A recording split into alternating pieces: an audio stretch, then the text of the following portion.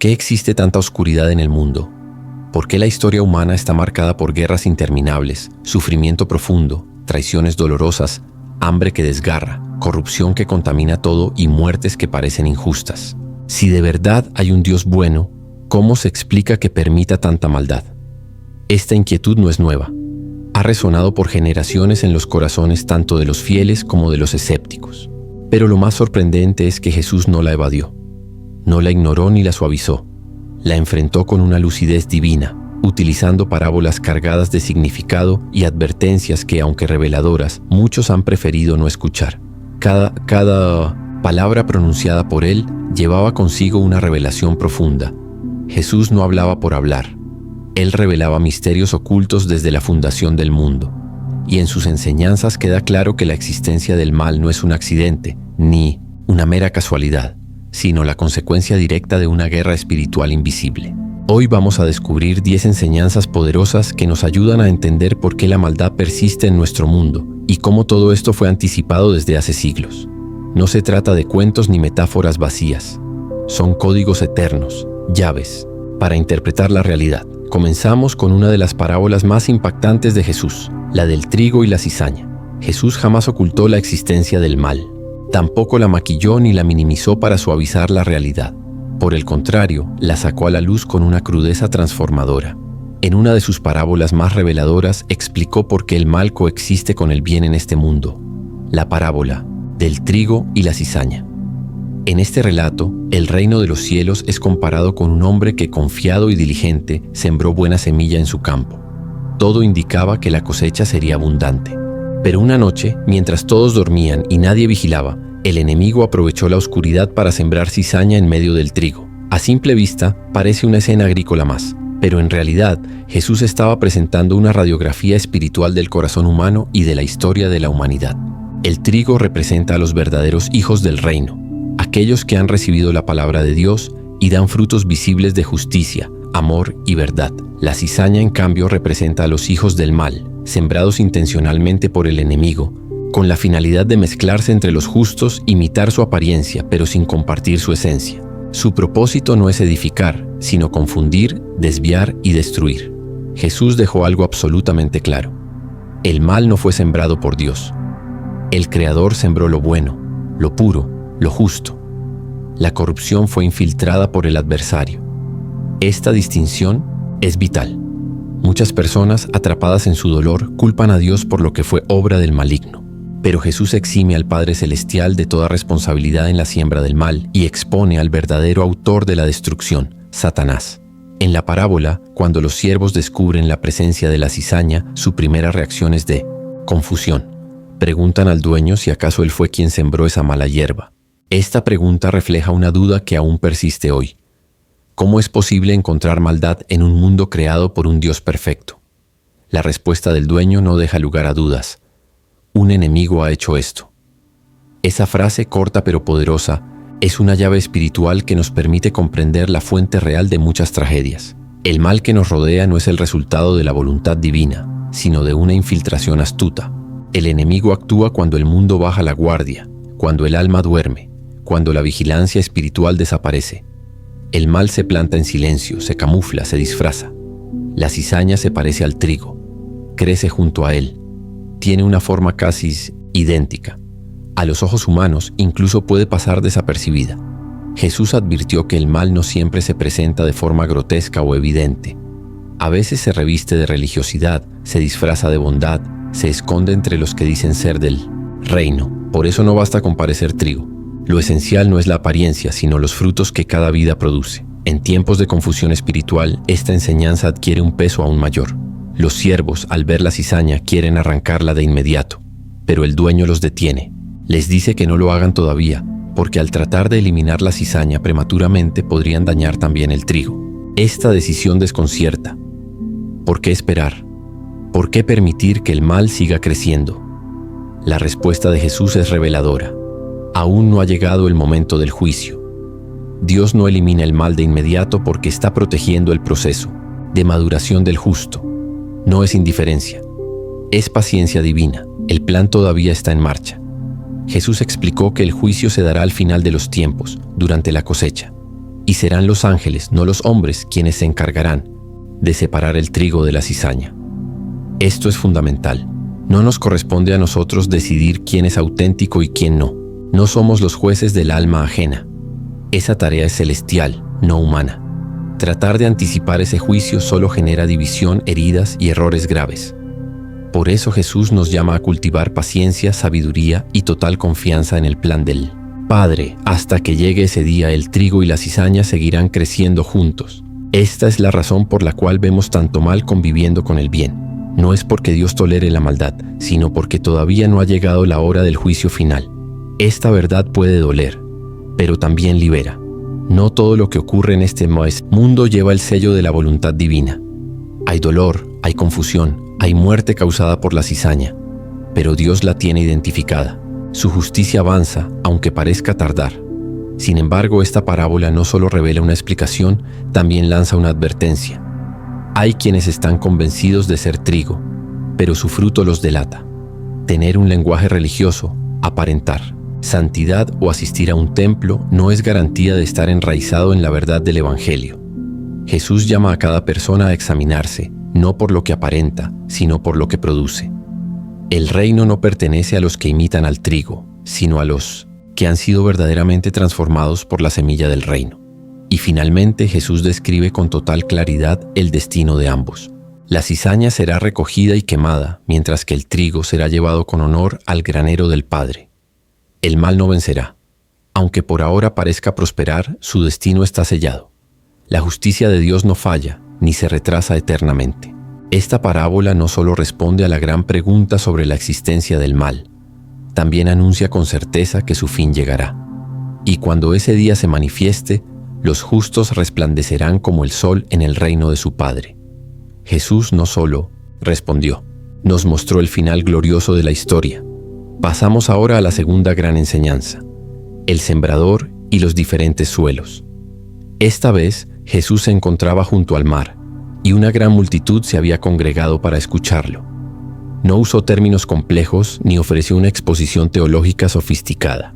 En cambio, narró una historia sencilla, pero cargada de poder eterno. Un sembrador salió a sembrar.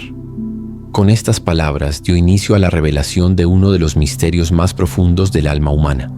¿Por qué la palabra de Dios no siempre transforma? ¿Por qué hay corazones que resisten la verdad? ¿Y cómo es posible estar rodeado de luz y aún así permanecer en tinieblas? En esta historia la semilla no cambia. Es la misma para todos. Es buena, poderosa, llena de vida. Representa el mensaje del reino, la palabra viva de Dios. Pero aunque la semilla tenga todo el potencial de vida eterna, su efecto final depende del terreno en el que cae. Aquí Jesús no habla de demonios, ni de guerras, ni de violencia exterior. En esta parábola, el campo de batalla es el corazón humano. Es allí donde el mal se gesta. Por eso, no todos cambian cuando escuchan las verdad. Por eso, muchos oyen el mensaje una y otra vez, pero su vida permanece igual. Hay algo que muchas veces pasamos por alto. El problema no está en lo que se dice, sino en el estado del corazón que lo escucha.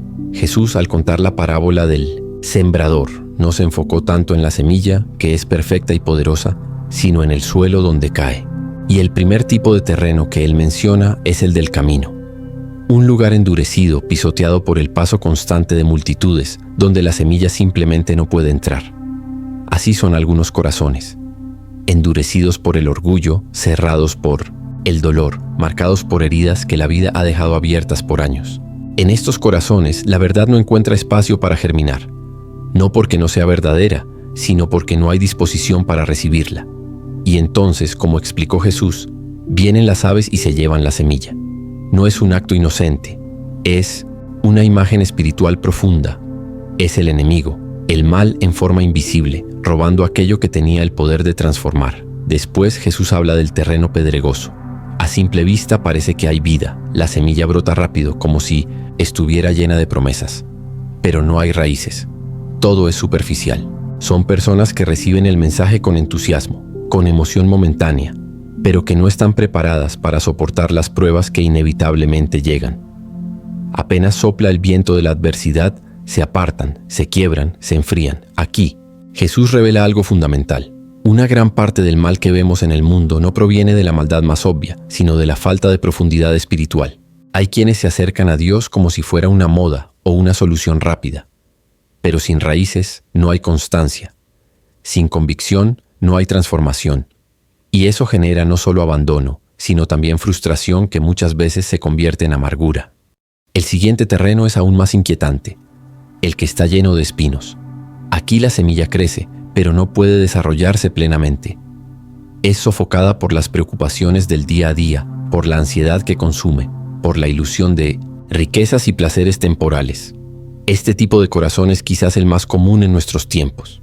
Gente dividida, constantemente distraída, atrapada en un sistema que exige tanto que ya no queda espacio para lo eterno. Jesús no deja esto en lo abstracto. Él nombra esos espinos uno por uno: la ansiedad por el futuro, el deseo de acumular, la obsesión por los placeres que prometen satisfacción pero dejan vacío. Este suelo produce frustración porque sí hay crecimiento, pero no hay fruto. Y cuando no hay fruto, el mal avanza, no por su fuerza, sino por la ausencia de lo bueno. Luego, Jesús presenta el contraste. Habla del terreno fértil, el corazón, que escucha, que comprende y que produce fruto. No cualquier fruto, un fruto que multiplica, que transforma, que da vida. Este es el verdadero milagro. Pero este tipo de corazón no es común. No nace así, se trabaja, se prepara, se cultiva con humildad, con oración, con rendición constante. Jesús no idealiza a la multitud que lo sigue. Él dice algo que incomoda: solo una parte dará fruto verdadero. Es una verdad dura pero reveladora. El mal no existe solo por la acción de los impíos, sino también por la inacción de los que conocen la verdad y no hacen nada con ella. Porque muchos oyen pero no cambian. Escuchan pero no obedecen. La parábola también deja algo claro. No todos los que escuchan a Jesús serán transformados. Hay quienes buscan milagros, señales, experiencias emocionantes, pero Jesús no fuerza a nadie. Él siembra, Él propone, Él deja caer la semilla. Su método es radicalmente distinto al del mundo. No impone, invita, y eso implica una enorme responsabilidad. Cada persona debería detenerse y preguntarse con honestidad: ¿qué tipo de suelo soy? ¿He dejado que la verdad penetre profundamente en mí? ¿O he permitido que las distracciones, las heridas o el mismo enemigo roben lo que Dios quiso plantar? El mensaje de Jesús también es una advertencia. El mal puede crecer incluso entre aquellos que escucharon la palabra. Oír no es suficiente. Hay que entenderla, hay que vivirla, hay que permanecer. Un terreno fértil no nace de la nada. Se prepara con humildad, con búsqueda constante, con decisiones reales. Muchos de los males que vemos hoy existen porque corazones que conocieron la verdad se volvieron estériles. Jesús nunca dijo que no habría siembra. Lo que Él dijo es que el fruto sería escaso, y eso debería despertarnos. Pero esta parábola también es una invitación a ver más allá, a mirar el mundo con ojos espirituales, a entender que detrás de la violencia, la corrupción, la injusticia, hay una pregunta más profunda. No, ¿dónde está Dios?, sino ¿dónde está el fruto? Porque el mal no solo avanza por la acción del impío, también prospera cuando el justo se queda callado. El reino no crece por cantidad, crece por fruto. Por eso Jesús no enfocó su atención en las multitudes. Él se concentró en los corazones preparados. Esta parábola no solo explica por qué hay tanto mal, sino que también revela una esperanza firme. Sí hay corazones que dan fruto, sí hay vidas que se transforman. Sí hay lugares fértiles donde el cielo se abre y la semilla brota con fuerza. Jesús sembró su verdad en medio de un mundo hostil, sabiendo que algunos la rechazarían, pero confiando en que otros la abrazarían. Y mientras el mal intenta apagar la luz, el bien sigue creciendo en los corazones fértiles. En cada vida transformada, el reino de Dios avanza. Y luego, Jesús cambia de escena, pero no de intención. Termina el sermón del monte con una advertencia poderosa, vestida de parábola. Habla de dos tipos de personas, dos constructores, dos cimientos, uno edifica sobre roca, el otro sobre arena. Y aquí viene una revelación profunda. Ambos, sin excepción, enfrentarán tormentas. Creer en Jesús no es una garantía de evitar el mal. Es una promesa de resistirlo si hemos construido con bases sólidas. El mundo está lleno de estructuras que parecen firmes, pero fueron levantadas sobre arena. ¿Y qué es la arena? Es todo aquello que cambia con el viento. Ideologías humanas, emociones inestables, tendencias pasajeras. filosofías que suenan bonitas pero que no soportan el peso del dolor ni del tiempo. Jesús fue claro: el que escucha sus palabras pero no las vive es como el necio que construyó sobre arena. Y cuando vino la tormenta, su ruina fue total. ¿Cuántas vidas se derrumban porque no tienen fundamentos reales? ¿Cuántas caen porque lo que parecía fe era solo apariencia? Por otro lado, está el sabio, aquel que escucha y obedece, que no solo sabe lo que Jesús dijo, sino que lo vive día a día. Esto exige perseverancia, requiere obediencia, nace de la humildad, porque muchas veces el mal se manifiesta con más fuerza en lugares donde la verdad es conocida, pero no practicada. La hipocresía espiritual es un terreno resbaladizo. Parece fe, pero es frágil. Hay personas que oran, cantan, publican versículos, pero cuando la vida golpea con fuerza caen. Jesús no se refería a los que no lo conocen, sino a los que lo escuchan pero no lo siguen de verdad. Las tormentas representan las pruebas inevitables, la enfermedad, la traición, la pérdida, la injusticia, la violencia. Y Jesús no dijo si vienen, sino cuando vengan. Todos, absolutamente todos, enfrentaremos momentos difíciles. La diferencia no está en si llueve o no. La diferencia está en lo que nos sostiene. Esta parábola no pinta un cristianismo de cuento de hadas. No ofrece un mundo sin problemas. Presenta una fe firme capaz de resistir en medio del caos. Uno de los mensajes más potentes aquí es que el mal revela sobre qué estamos construyendo, porque mientras todo va bien, es fácil disimular. Pero cuando la tormenta llega, todo queda expuesto. Jesús no solo está hablando del entorno, está revelando lo que hay en lo más profundo del alma, y en ese momento no hay espacio para improvisar. O el cimiento ya está puesto, o no hay nada que lo sostenga. Jesús, en una de las comparaciones más intensas y reveladoras que pronunció, describió el final de los tiempos como la llegada inesperada de un ladrón durante la noche. Un ladrón no avisa, no espera, no pide permiso. Simplemente aparece sin ruido cuando menos se le espera. Esta imagen no es casual. Jesús la eligió para mostrar una de las razones más profundas por las cuales el mal parece tener tanto poder. Porque muchos viven dormidos espiritualmente. Y mientras el alma duerme, el enemigo actúa. El mal no siempre se presenta con violencia o escándalo. A menudo entra de puntillas, oculto, disfrazado de algo inofensivo o incluso deseable. Como un ladrón, se aprovecha del descuido, del momento en que nadie vigila el corazón, cuando las convicciones están apagadas y la conciencia adormecida. Jesús nunca dijo que el mal no vendría. Lo que dejó claro fue que llegaría sin previo aviso para quienes no estén atentos. Esta advertencia desafía la idea de que el mundo puede sostenerse sin una vigilancia espiritual constante. Cuando no hay guardia interior, el alma queda expuesta, sin defensa. Y allí, en ese descuido, el mal encuentra espacio. La comparación con el ladrón no solo habla del peligro, sino también de la responsabilidad. Jesús no se enfocó únicamente en lo que hará Dios, sino en lo que debe hacer cada persona. Si un padre supiera cuándo llegará el ladrón, no dormiría, velaría, estaría preparado. No es la oscuridad el problema, sino la falta de preparación. Esta enseñanza elimina cualquier excusa basada en la ignorancia. Jesús deja claro que donde no hay vigilancia, el mal avanza. Es una alarma que nos llama a despertar. Uno de los mayores logros del mal ha sido convencer al mundo de que no existe o de que no hay peligro real. Pero el enemigo se ha camuflado en lo moderno, en lo tolerable, en lo entretenido. Jesús lo dijo sin ambigüedad. El mal no viene a visitar, viene a robar, a destruir, a devorar. Y si el alma no está despierta, si la lámpara no alumbra, si el corazón no está firme, ese ladrón no solo entra, sino que arrasa. Jesús no enseñó a vivir con paranoia, sino con sabiduría. El llamado no es al miedo, sino a la preparación consciente. El mundo no es un espacio neutral, es un escenario de conflicto espiritual. Por eso hay que estar despiertos, mantener el alma en alerta, orar sin cesar.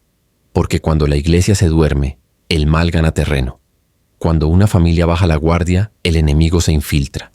El descuido, por pequeño que sea, abre la puerta al desastre.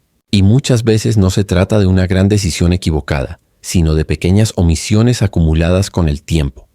Además, si el mal actúa como ladrón, significa que busca algo valioso. Nadie roba lo que no tiene importancia. El enemigo viene por aquello que Dios sembró con propósito: la fe, la esperanza, el destino eterno. Viene por el alma. Esta enseñanza nos recuerda que donde hay un llamado divino, también hay una oposición real. No basta con recibir promesas, hay que resguardarlas. El mal no ataca al vacío, ataca al tesoro. Y la noche en este contexto no es solo literal, es una metáfora de los momentos donde la verdad es despreciada, donde la luz del Evangelio es ignorada, donde la conciencia se ha apagado. En esa oscuridad el mal se mueve sin límites. Pero Jesús no es solo quien salva, Él es la luz que rompe la tiniebla. Su presencia ilumina el interior humano y deja sin refugio a las sombras. Donde Él habita, el ladrón no puede permanecer. Esta parábola también señala la importancia de discernir. No todo lo atractivo es bueno. No toda oportunidad es bendición. A veces el enemigo se presenta con sonrisa amable. El ladrón puede llegar como quien quiere ayudarte, cuando en realidad viene a quitarte todo. Por eso Jesús dijo con autoridad: «Estad preparados». No se refería a una rutina religiosa, sino a un estado permanente de conexión con Dios. Quien vive así, despierto, alerta, con los ojos del alma abiertos, no será sorprendido. Jesús no enseñó esto para sembrar terror, sino para despertar conciencia. El mal no domina el mundo solo porque es poderoso, sino porque muchos dejaron de resistirlo. Se abandonaron los valores, se apagó la oración, se cerraron las puertas del espíritu, y el enemigo aprovechó cada rendija.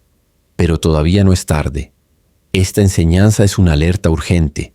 Jesús está diciendo: abre los ojos, mantente firme, no te relajes, porque el mal no crece solo por su fuerza, sino porque demasiados corazones dejaron de velar. 24:13. Tema 5. El joven rico y su tristeza. Marcos capítulo 10, versículos 17 al 22. La escena es tan humana como divina. Un joven se acerca corriendo a Jesús, se arrodilla ante él y le pregunta con sinceridad: «Maestro bueno, ¿qué haré para heredar la vida eterna?». Es una pregunta profunda, una búsqueda real. Este joven no era un rebelde, no venía con burla ni desprecio. Había en ese joven una inquietud profunda, un anhelo espiritual que lo llevaba a buscar respuestas más allá de lo tangible. Pero lo que sucedió a continuación revela una de las causas más silenciosas y poderosas del mal que se extiende en el mundo: el amor desordenado y posesivo hacia las riquezas materiales. La enseñanza que Jesús comparte aquí desnuda una verdad incómoda para muchos. Son muchas las personas que anhelan pertenecer al reino de Dios, pero sin querer desprenderse de aquello que aman con mayor intensidad. Jesús, al ver al joven, no reaccionó con juicio ni condena. Lo miró con un amor genuino, un amor que no desprecia ni humilla, sino que abre la puerta a la transformación. Esa mirada no es un detalle trivial. A través de ese amor, Jesús le dice algo que nadie más se atrevía a pronunciar: «Te falta una cosa». Luego le hace una invitación radical: que venda todo lo que posee, que entregue sus bienes a los necesitados y de esa manera acumule un tesoro en el cielo. Finalmente le pide que lo siga, que camine junto a él. Con esta sencilla pero profunda declaración, Jesús revela el verdadero problema del joven. No era cuestión de falta de fe ni de ignorancia espiritual, sino de un apego que le impedía avanzar. Lo que lo mantenía atado no era un pecado visible ni escandaloso, sino un ídolo invisible y silencioso: sus riquezas.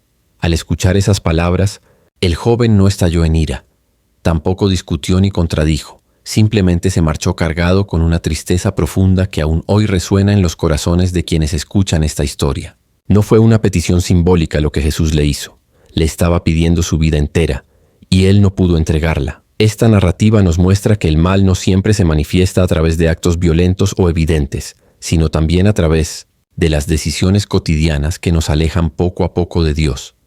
Cuando elegimos aferrarnos al oro, a la seguridad económica o al confort terrenal en lugar de la gracia y el reino eterno, estamos dejando que el mal crezca y se fortalezca, justificando así nuestra separación. En ese momento Jesús aprovecha para enseñar a sus discípulos algo que pocos comprenden: lo difícil que resulta para alguien con riquezas ingresar al reino de los cielos. No es que el dinero sea malo en sí mismo, sino que el corazón humano tiene una tendencia natural a aferrarse a él. La riqueza, cuando no está sometida a Dios, se convierte en la entrada al egoísmo, a la indiferencia ante el sufrimiento ajeno y a una falsa autosuficiencia. Allí florece el mal, cuando dejamos de lado las necesidades de los demás y reemplazamos la compasión por la acumulación material. El joven rico es un reflejo de millones de personas que desean una espiritualidad cómoda, una fe sin sacrificio, un cielo al alcance sin renuncias.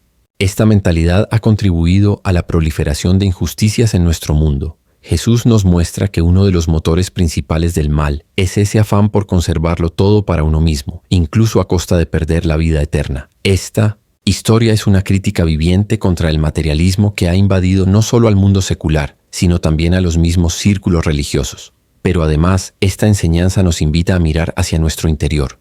Nos cuestiona: ¿qué tesoros estamos guardando que nos impiden seguir a Jesús plenamente? ¿Qué cosas nos resistimos a soltar, aunque sabemos en lo profundo que Dios nos está pidiendo desprendernos? El mal no siempre brota desde afuera, muchas veces nace en lo que se rehúsa a entregarse. Jesús no busca empobrecer al joven, sino liberarlo, darle vida verdadera. Pero él no comprendió ese llamado. Se marchó con tristeza, y esa tristeza se convirtió en el precio que pagó por su idolatría. La historia también nos revela un vacío que ninguna riqueza material puede llenar.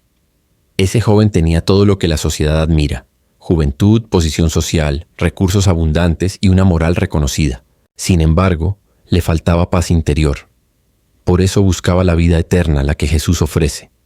La persistencia del mal en el mundo se debe en gran medida a que las personas intentan llenar su existencia con cosas que no satisfacen el alma, y cuando eso falla, se vuelven frustradas, indiferentes o amargadas. Jesús ofrece una vida plena, pero muchos prefieren la seguridad económica a un propósito que trasciende el tiempo. En la conclusión de esta enseñanza, Jesús dice algo fundamental: lo que es imposible para los hombres es posible para Dios. No todos los ricos están destinados a irse con tristeza. Algunos serán transformados, pero para ello deben atravesar esa puerta estrecha llamada renuncia. Esta historia no es únicamente una advertencia severa, sino una invitación a la entrega total. El reino de Dios está disponible, pero no para quienes lo desean a medias. El mal se combate con entrega completa, no con deseos superficiales o intenciones a medias. El joven rico desaparece de la escena. No sabemos si más adelante volvió a buscar a Jesús. Sin embargo, su historia queda como un espejo para cada generación que se enfrenta a la tentación de dividir su corazón. Jesús no quiere seguidores que digan sí con los labios, pero que no respalden sus palabras con acciones verdaderas. El mal crece cuando el corazón está dividido, cuando amamos dos cosas a la vez y nos negamos a renunciar a lo que más nos duele. Esta enseñanza nos llama a examinar nuestras prioridades, a descubrir si realmente somos dueños de lo que poseemos, o si son esas cosas las que nos tienen a nosotros. Seguir a Jesús implica dejar atrás aquello que más nos lastima, aunque duela. Así, Jesús nos mostró que una de las raíces más profundas y peligrosas del mal no está en la maldad manifiesta, sino en los corazones que, siendo buenos, no están dispuestos a entregarlo todo. El joven no era un criminal. Simplemente, su negativa a soltar lo que más amaba lo alejó del camino de la vida. Y ese mal suave, silencioso pero letal, sigue siendo uno de los más peligrosos porque no se percibe a simple vista, pero su efecto es eterno. Ahora, cambiamos de relato para adentrarnos en otra parábola conmovedora y profunda que Jesús usó para mostrar la misericordia de Dios y a la vez explicar por qué el mal sigue presente en el mundo. La historia del hijo pródigo. Aquí un hijo menor pide su parte de la herencia, un acto que en aquel tiempo era como decirle a su padre que ya no lo consideraba parte de su vida, una declaración de rebeldía y separación voluntaria. Solo un corazón verdaderamente dispuesto puede regresar y ser restaurado. Pero esta historia también nos deja sin excusas. Nadie podrá decir que no sabía, porque todos en algún momento hemos visto necesidad, dolor y abandono a nuestro alrededor. Jesús ya nos mostró qué hacer en esas situaciones. El mal no prevalece porque Dios esté ausente, sino porque muchos corazones están dormidos, indiferentes a la llamada de amar y actuar. Esta parábola es un grito urgente para despertar, para tomar acción, para amar sin medida, porque cada día cuenta y cada persona que encontramos es una oportunidad para reflejar a Jesús, disfrazado en la necesidad del prójimo. Con esta enseñanza, Jesús cerró su explicación sobre el fin del mundo y el por qué el mal sigue existiendo, no por falta de poder divino, sino por la falta de compromiso humano. Pero llegará el día del juicio, cuando cada acción será pesada en la balanza. En ese momento las ovejas brillarán, no por lo que dijeron, sino por lo que hicieron con amor. Mientras que los cabritos, aunque aparenten religiosidad, quedarán afuera porque nunca pusieron el amor como prioridad. En el reino de Dios, el bien prevalece, y solo quienes vivieron movidos por el amor podrán verlo. Si este mensaje ha tocado tu corazón, te invitamos a suscribirte para que no te pierdas ninguna de nuestras enseñanzas. Dale me gusta al video y así ayudarás a que más personas puedan escuchar esta palabra que transforma vidas.